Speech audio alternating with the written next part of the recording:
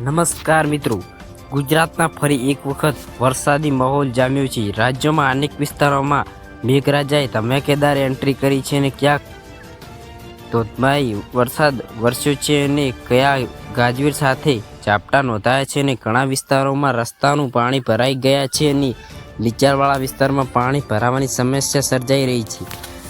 જો જિલ્લાઓ વાત કરીએ છીએ જેમાં અમદાવાદ, ગાંધીનગર, મહેસાણા, પાટણ, સાબરકાંઠા, અરવલ્લી, રાજકોટ, જામનગર, દીવ, ભૂમિ, દ્વારકા, મોરબી, સુરેન્દ્રનગર, ભાવનગર, અમરેલી, બોટાદ, જુનાગઢ, ગીર સોમનાથ, પોરબંદર, ભરૂચ, વડોદરા, નર્મદા, છોટેઉદેપુર, સુરત, નવસારી, વલસાડ, ડાંગ, તાપી, ખેડા, આણંદ, પંચમહાલ સહિત અનેક વિસ્તારોમાં વરસાદની અસર જોવા મળી છે।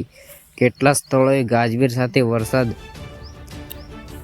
પડતા લોકોને ગરમીથી મોટી રાહત મળી છે અને ખેડૂત માટે પણ આ વરસાદ લાભદાયક સાબિત થઈ શકે છે। જો કે સતત ભારે વરસાદના કારણે નીચાણવાળા ખેતરોમાં પાણી ભરાવાની શક્યતા છે।